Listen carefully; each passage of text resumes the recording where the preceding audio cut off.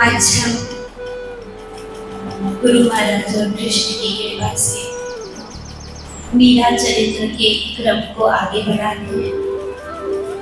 कल हमने देखा कि जो माधवी सखी है, अपनी मां के कहने के अनुसार वो कृष्ण को न समझने का प्रयास कर रही है, न उसे देखना चाह रही है। याद रखना, भगवान हमको बार बार मौका देता है, बार बार मौका देता है। संसार धोखा देता है, भगवान मौका देता है।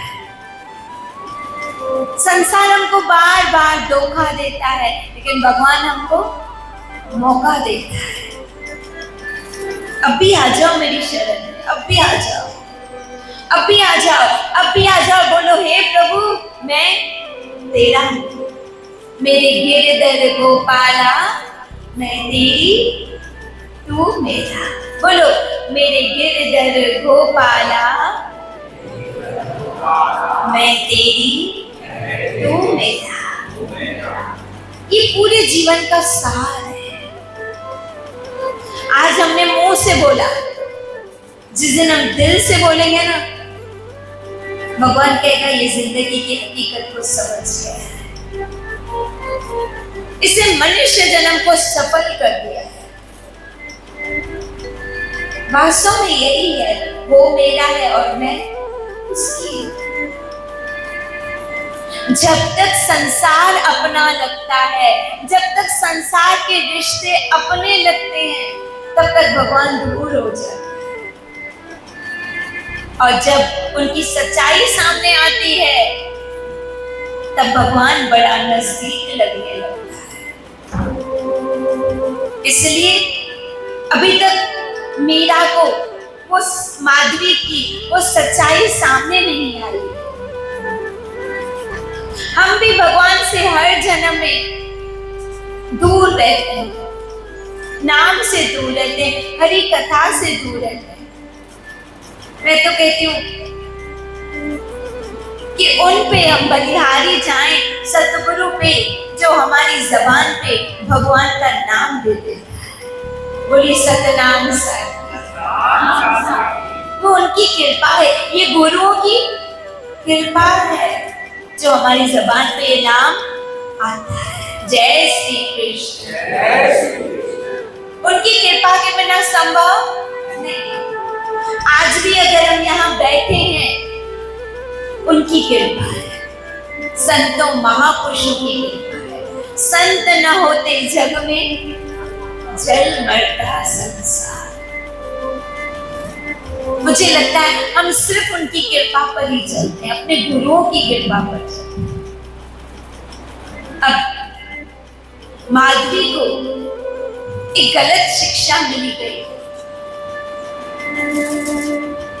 अब सुंदर से विवाह करके जब माधवी आई, सुंदर ने तो बड़ी महिमा की, लेकिन ये सुनना नहीं चाहती। कभी कभी साधु संत वैष्णव भक्त हमें कथा सुनाना चाहते हैं, लेकिन हम सुनना नहीं चाहते। क्यों? पता है क्यों नहीं सुनना चाहते? क्यों? क्योंकि कहते हैं पिछले जन्म के अगर बहुत पाप होते हैं ना, वो हमको संतों की वाणी सुनने नहीं देते। तुलसीदास जी कहते हैं, तुलसी पूर्व के पाप से हरि कथा न सुहाए। तुलसी पूर्व के पाप से हरि कथा न सुहाए, जो जीवन के ताप से भूख प्यास मिट जाए। भाई किसी को बुखार होता है तो खाना अच्छा लगता है, पानी अच्छा लगता है। क्यों? क्योंकि उसका मुंह कड़वा होता है। ठीक इसी प्रकार जिसके पूर्व के पाप हैं, घोर पाप हैं, वो ऐसे पवित्र स्थान में पाप हमको बैठने नहीं देते हैं, कथा में बैठने नहीं देते। मन नहीं लगता है कथा में, सिमरन में मन नहीं लगता है। अब सोचो, जो बैठे हैं मतलब उनके पूर्व के पाप समाप्त हो गए। जो बैठे हैं मतलब उनके ऊपर भगवान की, गुरु की कृपा है, नहीं तो तुलसी पूर्व के पाप से हरि कथा न सुना। ये कृपा है। आज स्वयं कृष्ण त्रिलोकीनाथ जिसके सब शरण में हैं, आज वो खुद माधवी के पास आए हैं। भगवान को अच्छा नहीं लगता है कोई उनसे मुंह मोड़ लेता है। जैसे ही बैलगाड़ी पे बैठी थी तुरंत जंप मार के आ गए। आपको तो पता है हमारे कृष्ण हैं ही ऐसे। और जैसे ही कोई आया माधवी ने इतना बड़ा घूंघट कर दिया। अब बड़ी प्यार से मीठी भाषा में बोल रहे हैं, भाभी मुखड़ा तो दिखाओ, सुंदर मेरा मित्र है, मैं उसकी बहू को देखना चाहता हूं, सबसे पहले मैं देखूंगा। भाभी मुखड़ा तो दिखाओ। अब तो ये समझ गई वही होगा। अब तो बिल्कुल टाइट हाथों से पकड़ रही है, अंदर से करे नहीं, मुझे नहीं दिखाओगी। फिर से बोल रहा हूं, मुझे अपना मुख नहीं दिखाओगी। नहीं। कृष्ण ने कहा ये तो मेरी इंसल्ट है, इग्नोर कर रही है मेरे को, वो भी मेरे को। किसकी हिम्मत, बड़े बड़े राक्षसों को यूं मार दिया, लेकिन ये तो स्त्री है, ये मुझे इग्नोर कर रही है। चलो ठीक है, जीव है, कभी कभी ब्रह्मवश भूल जाता है, लेकिन मुझे एक मौका और देना चाहिए। भगवान हमको मौका देता है, एक मौका और देना चाहिए। माधवी एक बार अपना घूंघट खोलो। अंदर से इशारा हुआ नहीं। कृष्ण ने कहा ठीक है, मैं जा रहा हूं। आज सुनो, ध्यान से सुनना क्या कहा। आज तुम मुझे मुंह दिखाने के लिए मना कर रही हो, एक वक्त आएगा तुम मुझे देखने के लिए तड़पोगी, तुम रोगी, लेकिन मैं तुझे नहीं देखूंगा। क्यों? कृष्ण भगवद गीता के 4 अध्याय के 11वें श्लोक में कहते हैं, ये यथा मां प्रपद्यन्ते ताम सदा एव भजामि। तुम मेरे पास आओगे, मैं भी तुम्हारे पास आऊंगा। तुम मेरा चिंतन करोगे, मैं तुम्हारी चिंता करूंगा। तुम मेरे लिए 2 कदम उठाओगे, मैं 10 कदम उठाऊंगा।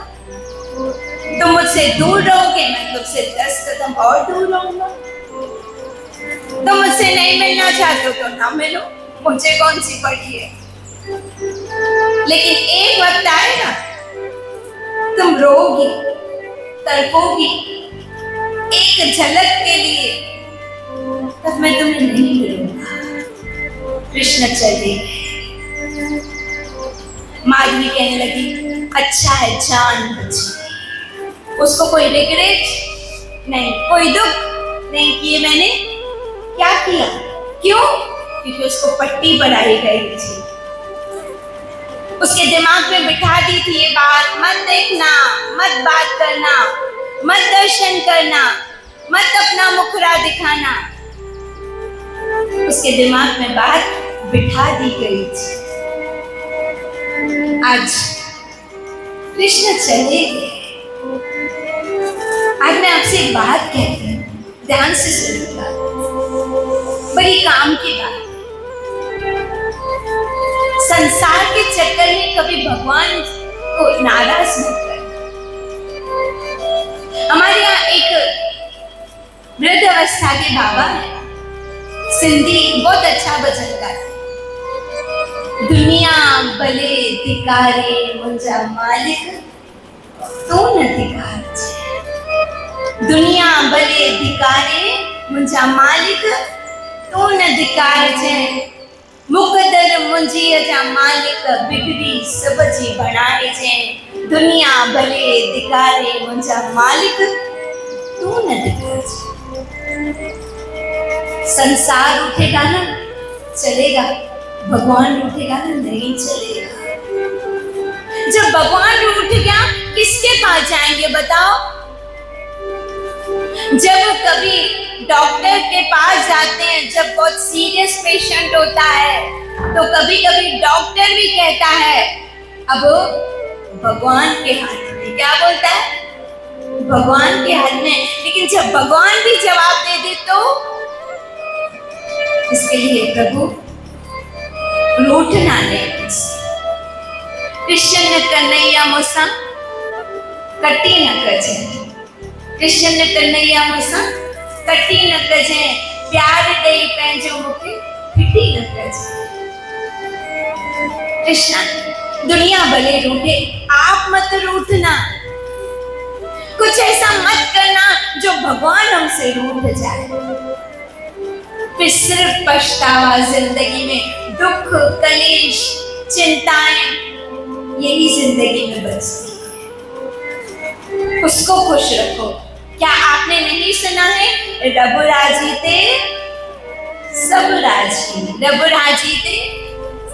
इसी भक्त कवनाम भी कहते थे कि अरे जाया तो के किए पर जाया दस को नाम, उसको खुश करो। तो मुझे अपना बना के तो देख, तो मुझे अपना बना के तो देख, सारी दुनिया को तेरा न बना तो मेरा बन के तो देख। एक बार उसको बोलो हे गोविंद मैं तेरी तू मेरा, बोलो मैं तेरी तू मेरा। पता है बोलने में भी आनंद आएगा, भले झूठा झूठा बोलो। पति को फिर बोलो माँ तुझी आया ना, बेटा माँ तांसी आया ना। लेकिन मंदिर में तो भगवान को बोलो, फिर भी भगवान को अच्छा लगता है। हे गोविंद मैं तेरी तू मेरा, मेरे गिरधर गोपाला मैं तेरी तू मेरा, मैं तेरी तू मेरा। लेकिन आज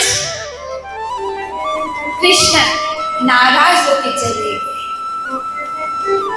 नाराज होके चले गए। जिंदगी में हमसे कोई ऐसा कर्म ना बन पाए, कोई ऐसा कर्म ना बन पाए कि हमारा मालिक हमसे रूठ जाए। अब बता, शरीर छूटने के बाद जाना वही है, क्या मुंह दिखाएंगे बताओ?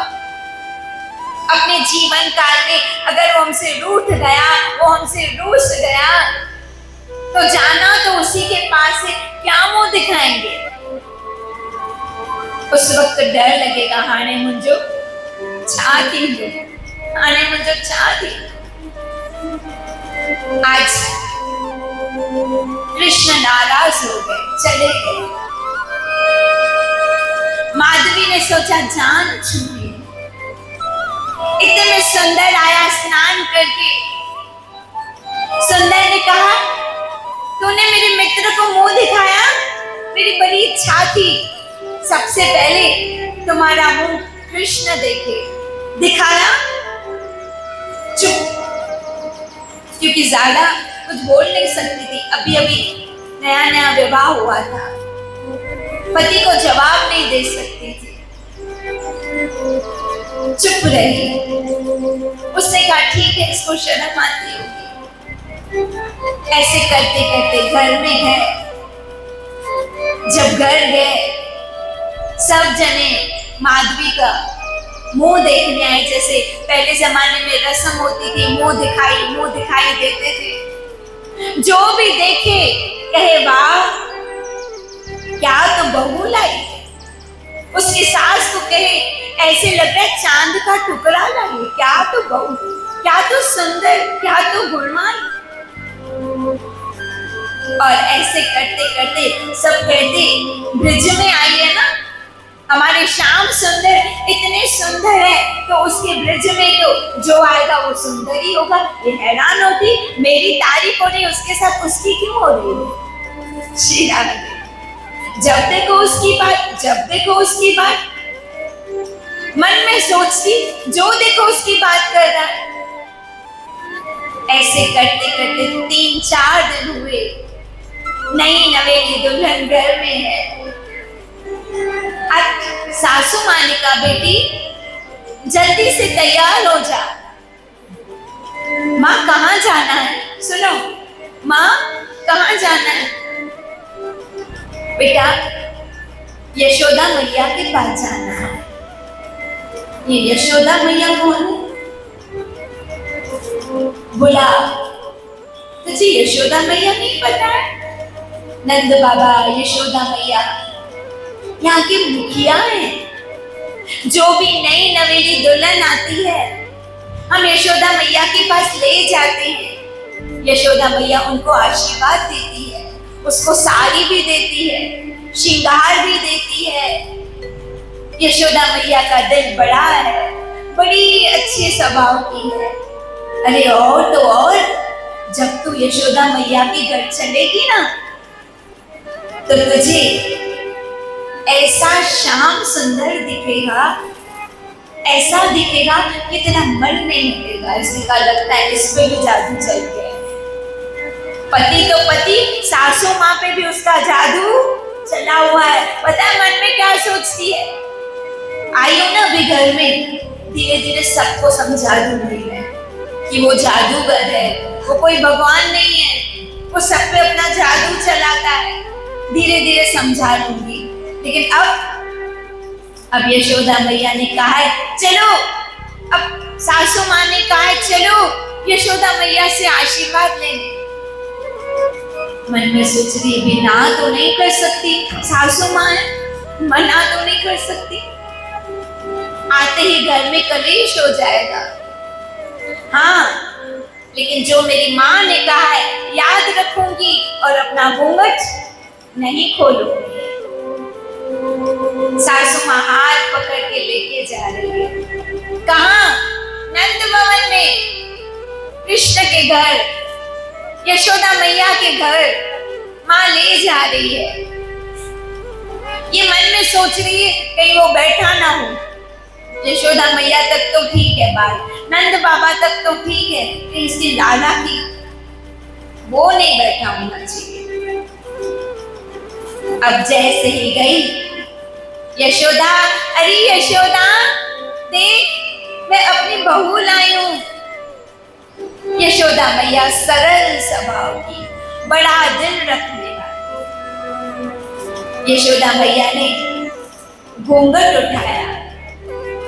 जैसे ही घूंघट उठाया कहने लगी अरे वाह मौसी, क्या तो बहू लाई है, इतनी सुंदर बहू।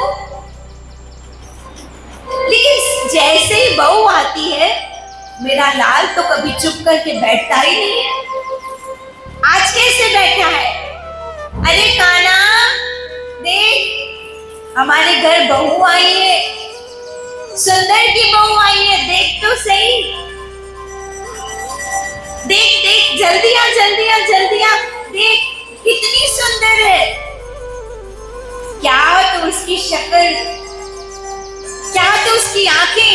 अरे काना जल्दी आ। लेकिन कृष्ण को नहीं आना है। क्यों? रूठे हैं कृष्ण, रूठे हैं, नहीं आना है कृष्ण। कह रहे मैया मैं जा रहा हूं, मुझे जाना है, मेरे सखा मुझे बुला रहे। अरे खाना तनिक देख तो सही, तनिक देख तो सही, कितनी सुंदर बहू है। कृष्ण को कोई इंटरेस्ट नहीं है। मैया हैरान है। वैसे कोई भी नई नवेली दुल्हन आती है सबसे पहले कृष्ण आगे पीछे घूमता है, घूंघट खोलता है, छेड़ता है, मस्ती करता है। पहली बार ऐसा है। कृष्ण चले गए।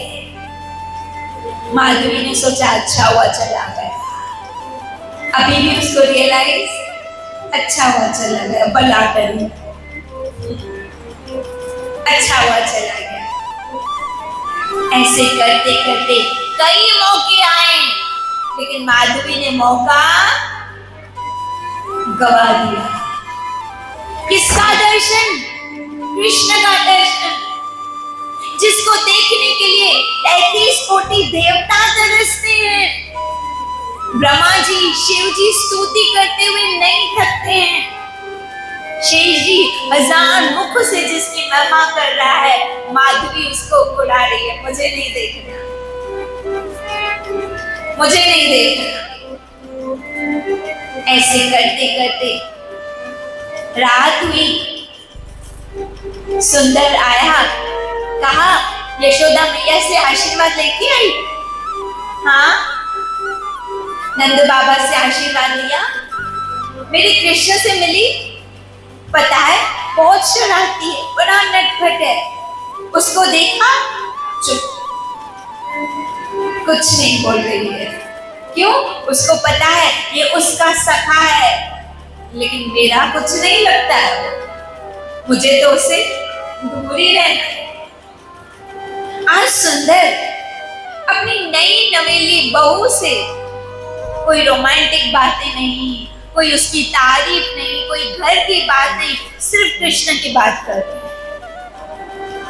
पता है आज कृष्ण गाय चराने गए तो बांडी वन चले गए। क्या तो सुंदर जगह थी बांडी वन में। आज कृष्ण ने क्या तो बंसी बजाई। माधवी सोच रही है हर जगह कृष्ण कृष्ण कृष्ण।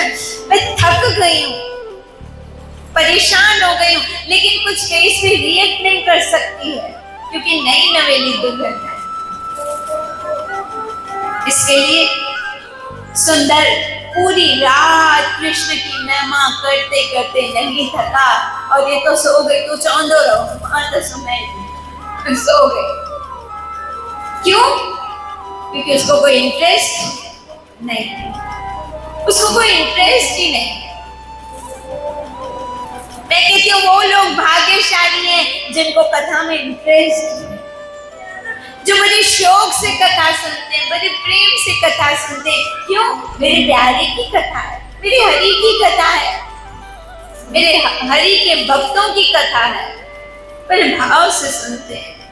याद रखना, जो भगवान की सुनता है भगवान उसकी सुनता है। जो भगवान की सुनता है भगवान उसकी सुनता है। जो भगवान की नहीं सुनता है भगवान बोलता है मैं वांदो ना है। अगर तेरे पास मेरे लिए टाइम नहीं है तो I am sorry, I am also busy. मेरे पास भी तुम्हारे लिए टाइम नहीं है। इसके लिए जो भगवान की सुन रहे, विश्वास रखना, भगवान न करे कभी बुरा समय आया तो आपकी जरूर सुनेगा। क्यों? क्योंकि आपने बैठ के उसकी सुनी है। बोलिए जय श्री कृष्ण, थोड़ा जोर से जय श्री कृष्ण। हाँ, वो सुन रहा है, बोलो जय श्री कृष्ण। जिन्होंने भी जय श्री कृष्ण बोला, आज आपने उसको सुनाया, एक दिन वो आपकी जरूर सुनेगा, जरूर सुनेगा। लेकिन यहाँ मीरा तो न देखना चाह रही है न सुनना चाह रही है। इसमें भगवान क्या करे, वो तो बार बार मौका दे रहा है। देखो भगवान कितने दयालु हैं, हमको मौका क्या दिया है सुनना। सबसे पहले हमको मनुष्य जन्म दिया। क्यों? क्योंकि मनुष्य तन पाके ही हम भगवान को पा सकते हैं। सबसे पहले हमको मनुष्य तन दिया। दूसरा, भारत भूमि में जन्म दिया। भारत माता की, अपने भारत माता की जय बोलो। भारत माता की जय। भारत भूमि में जन्म दिया। हम उस देश के वासी हैं जिस देश में गंगा बहती है। हम बड़े भाग्यशाली हैं। हम हिंदू हैं, सनातनी हैं। ये भगवान की कृपा है। क्यों? क्योंकि वो चाहता है हम उससे मिलें, हम उसके पास जाएं, तभी तो मौका दे रहा है। फिर साधु संत गुरु सत्संग बेचता है। ताकि सुन के तुम अपने मनुष्य जन्म को सफल हो करो।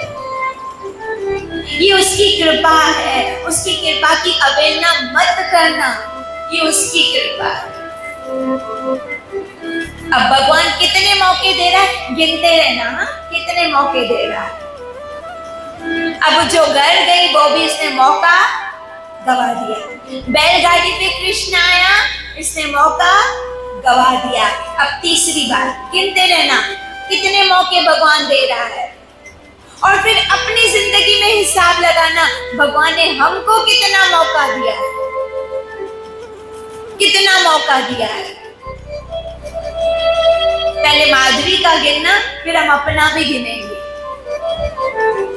कहीं माधवी की तरह हम भी गलती तो नहीं कर रहे, भगवान को इग्नोर तो नहीं कर रहे, दूर तो नहीं जा रहे उनसे, कथा से कीर्तन से दूर तो नहीं भाग रहे। अब एक दिन की बात है, संध्या के समय गौधूली का समय आया, तो माँ ने क्या कहा था, स्पेशली गौधूली के समय कृष्ण विशेष प्रकार की बंसी बजाता है, सबको अपनी ओर मोहित कर देता है, इसलिए उसका एक नाम है मोहन। क्या नाम है? मोहन। गौधूली का समय, संध्या का समय है, कृष्ण गाय चरा के उस रास्ते से आ रहे हैं जहां माधवी का घर है। मैं फिर कहती हूँ, भगवान बार बार मौका देता है। आप भी अपने जीवन में आजमाना, भगवान ने हमको बहुत मौका दिया है, लेकिन क्या हमने मौके का फायदा उठाया, मौके पे चौका मारा, या वो मौका गवा दिया? अब सासू माँ कह रही, अरे माधवी जल्दी आ, जल्दी आ, क्योंकि वो उसकी सास कृष्ण से बड़ा प्यार करती थी, और याद रखना प्रेम है ना, रुकने नहीं देता, इम्पेशेंट होता है, जल्दी जल्दी, मैं कब मिलूंगी, कब देखूंगी। माधवी जल्दी आ। क्या हुआ माँ? आटे की थाली बना, दीप डाल, फूल डाल, तिलक डाल, माला बना, जल्दी आ। क्यों? आज सुंदर ने न्योता भेजा है कि आज कृष्ण हमारे यहाँ से गुजरेंगे गाया चरा। माधवी मर गए, उसको फिर से इधर से ही आना था, 10 रास्ते हैं, फिर भी इधर से ही आना था। सासू माँ ने कहा, अरे जल्दी आ, चला जाएगा कृष्ण यहाँ से।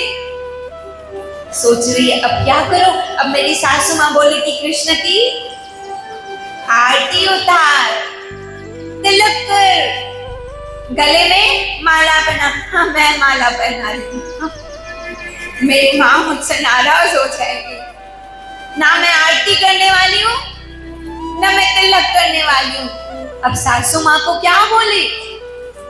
सासू माँ को, माँ मेरी तबीयत बहुत खराब हो रही है, माँ आप ले लो ना आरती, आज मेरी तबीयत खराब हो रही है। बेचारी सासू माँ उसकी उस प्लानिंग को समझ नहीं पाई।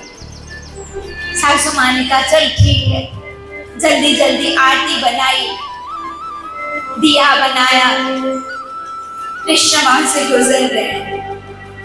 कल्पना करो वो दृश्य, बंसी बजाते हुए, घुंघराले बाल, मंद मंद मुस्कान, छम छम छम घुंघरूं की आवाज,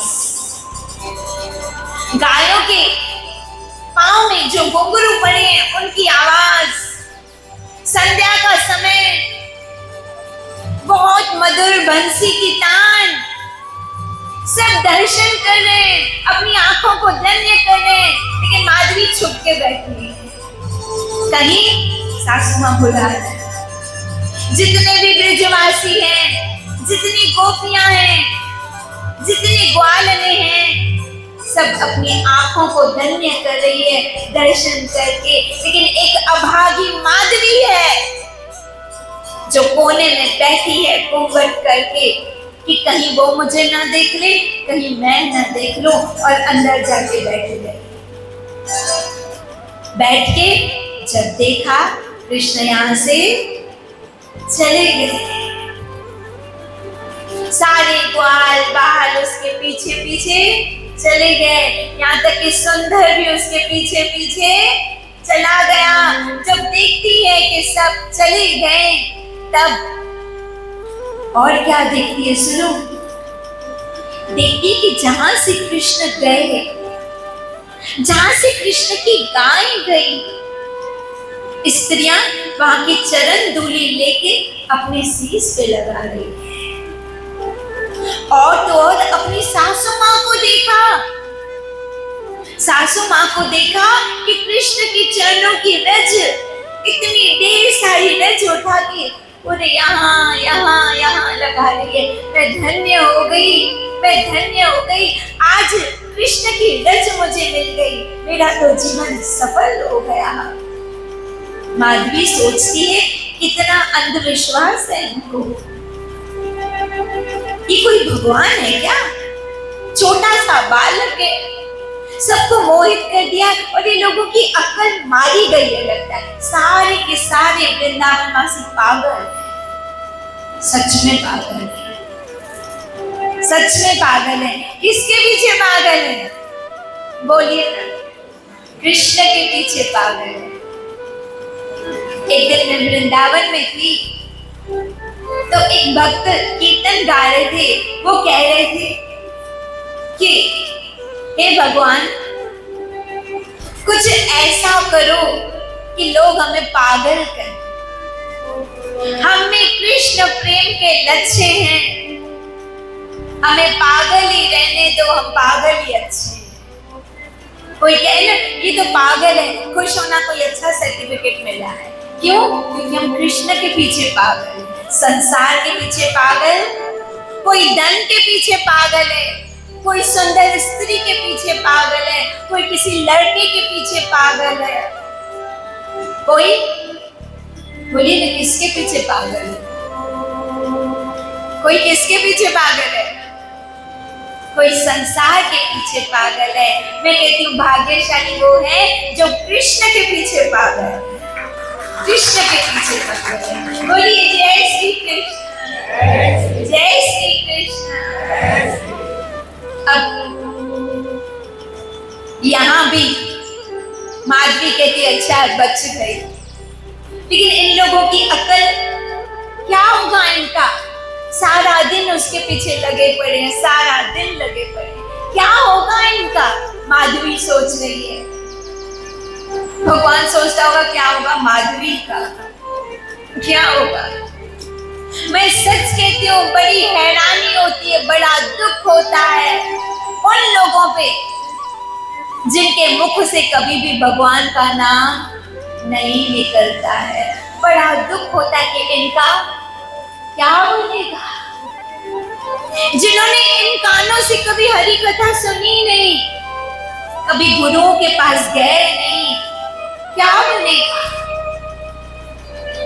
हमने तो टूटा फूटा जैसा तैसा भजन किया, जिन्होंने कभी भजन किया ही नहीं। बोलो जय श्री कृष्ण, बोलो हरे राम, सतनाम साखी, बोलो सतनाम साखी। भाई हमने तो कर लिया काम, जिन्होंने नहीं किया उनका तो अमिताभ बच्चन का गाना याद आता है, अपनी तो ऐसे वैसे, थोड़ी ऐसे या वैसे कट जाएगी, आपका क्या होगा जनाबे अली, क्या होगा? अब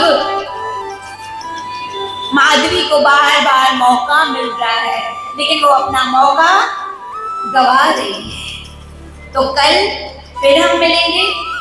अब इतना याद रखिएगा, इस माधवी के चरित्र को हमने कहाँ तक छोड़ा है कि अभी तक वो भगवान से मिलने को तैयार नहीं है, अभी तक वो अपना घूंघट खोलने को तैयार नहीं है, लेकिन अब कैसे उससे भगवान श्री कृष्ण से मुलाकात होगी, कल पर छोड़ते हैं। बहुत मजेदार है, कल कृष्ण अपने उंगली पर गोवर्धन उठाने वाले हैं।